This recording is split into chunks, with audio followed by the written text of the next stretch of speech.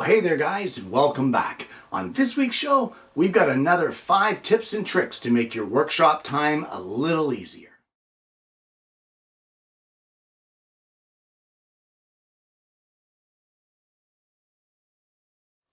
Well, I had such a good time filming last week's tips and tricks that I thought I would bring you another episode today with another 5 tips and tricks.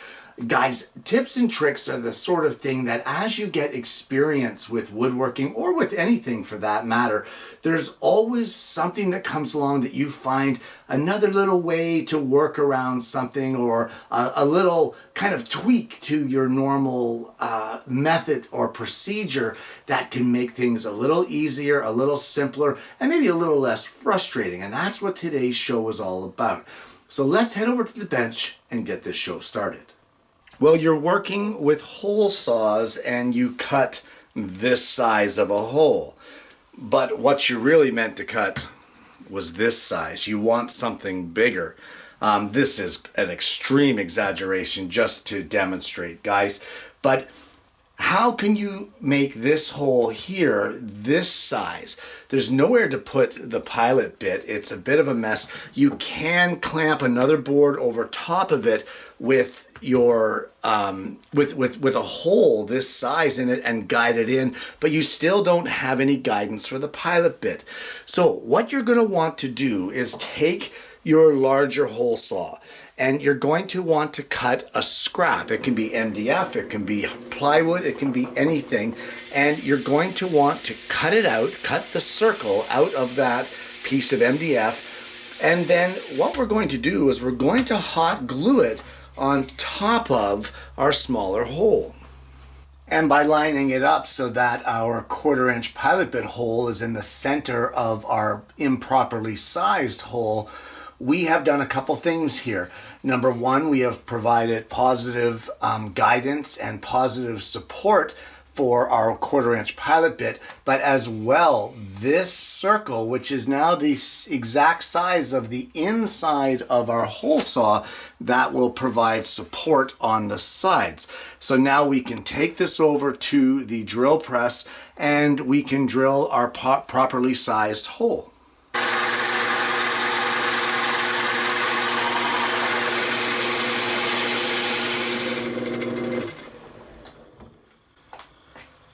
And once you get the hole completed, of course, all of your guide piece and everything that you hot glued onto your stock is cut out at the same time. So no mess to clean up, it's finished, and you have the size hole that you wanted to drill in the first place.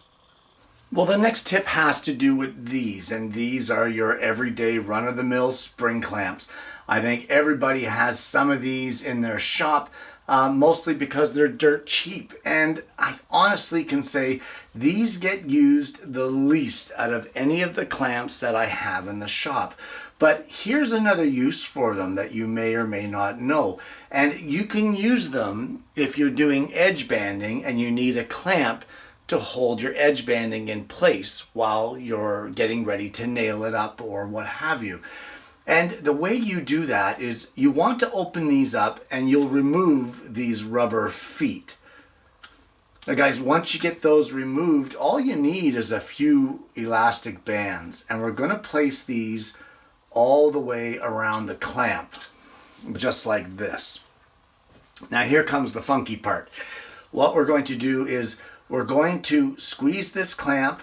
We're going to pull some of this excess here on the rubber band so that it will go down inside this clamp, just like that. We're just going to hold it with our finger, give ourselves a little more, and once we're happy with where that is, we're going to put our rubber feet back on. And you end up with something like this. Now, what's the point of this? Well, let me show you.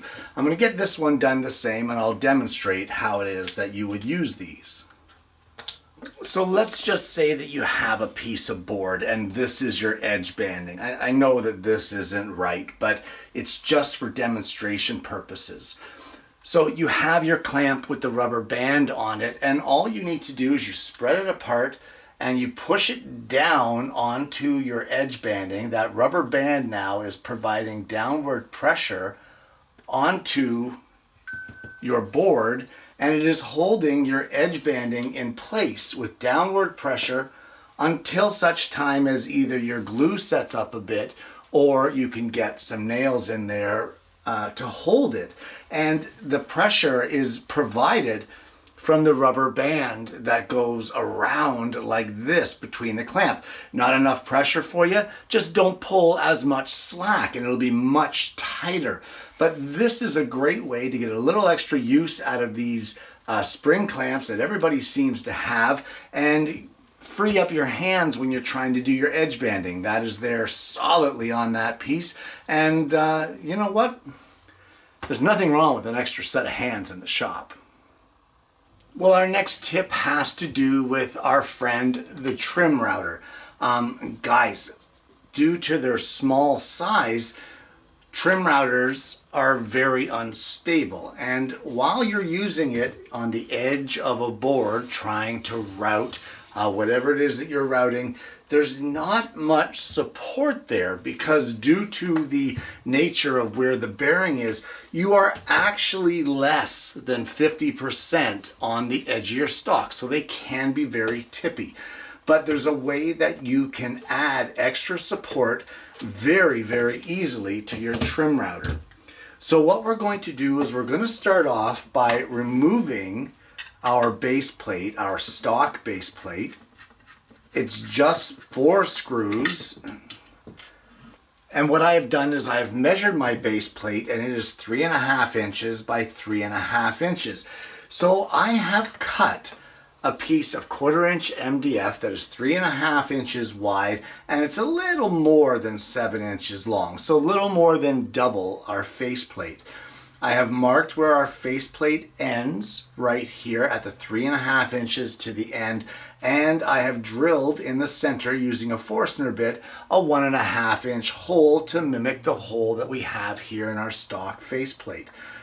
So at this point, all I want to do is I want to line up our faceplate with our 1/4 inch MDF, and I'm going to mark out where our mounting holes go, the 4 original mounting holes. We're going to mark those out, and we will drill and countersink those 4 holes, and then I'll show you what to do after that. Now, I think in the last segment I said countersink. I meant counterbore. There is a difference. A counterbore is nothing more than a flat bottom hole drilled with a smaller through hole drilled in the middle of it, and that will allow our hardware to sit in there a little recessed of this surface. These are not countersink bolt hardware. So what I have also done is I have drilled a hole on this side and then counterbored to hold an old knob. This is an old porcelain drill or a drawer knob that I had lying around. If you're anything like me, you will have plenty of this stuff lying around in the shop in different containers. So all you need to do now is, instead of placing your original base plate onto your trim router, we're going to place our newly made one here out of MDF onto our router base.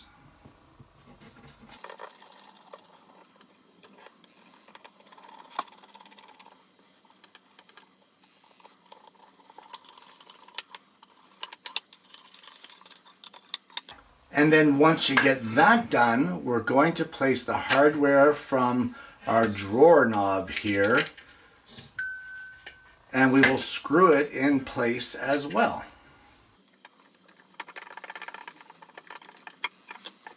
Now guys, this is what you end up with, and all you need to do is place your trim router into its base, and you have created a lot more support. So as you're routing your piece, you not only have the support on the edge of the router, which, as I said, is less than 50% of the width of the base plate, but you also have the support of this extra length and the knob that you can hold onto and guide your router around your piece just fine, with all kinds of extra support here on your stock.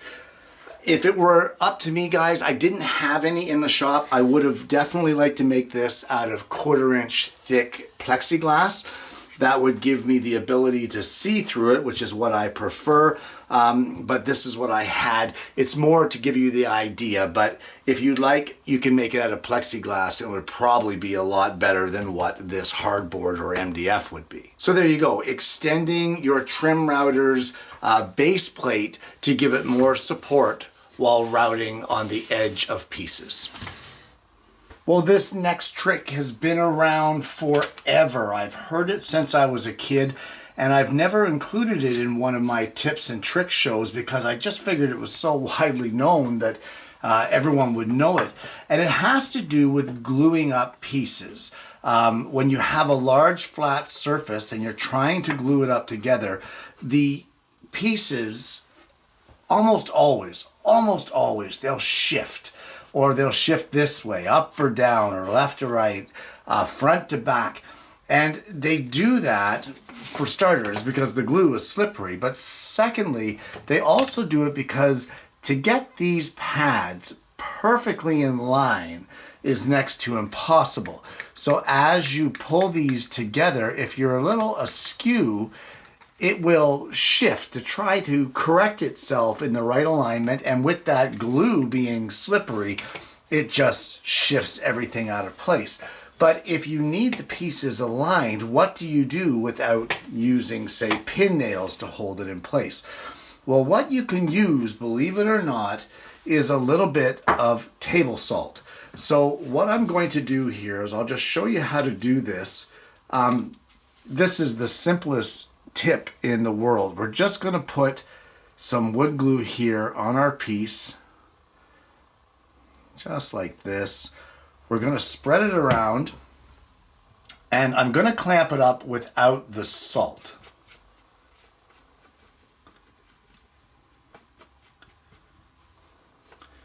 There we go. There's a nice even coat, and we'll put these two pieces together. Get our clamp on here and squeeze it. We'll line it up. Now you can see already there, it is shifted. It shifted ever so slightly, and it just shifted again. So there's a problem there. It just doesn't like to align and stay that way because it's so slippery. But here's what you can do. You can take, I'm going to add a little bit of glue there because it's gotten a little thin. I don't want anyone to think I'm cheating here. There we go. There's even more glue than we had before, so it should be even slipperier now. Slipperier? Is that a word? More slippery? More slippery. Slipperier. Slipperier. It's slimy, guys. So you want to take your salt and just sprinkle it on there. You don't need a ton of it, but you want to get a grit on there. And what's going to happen is this is going to bite into the wood and help it to clamp up without shifting. So we're going to align it there, and we're going to squeeze our clamp just like that. And guys, there is not one bit of shifting there. There we go, and there's our squeeze out. These edges are still nice and flush. Our ends are still lined up, nothing shifted. And all it took was a little sprinkle of salt. So if you have some flat pieces that you need to glue up and align the edges and keep them aligned, just keep in mind, guys, that a little bit of salt, while it's not good for your heart, it's fantastic for your woodworking and your clamping needs. Well, our final tip on today's show has to do with clamps and clamping. And I have said it so many times on the show, guys, that you can never, ever, ever have enough clamps.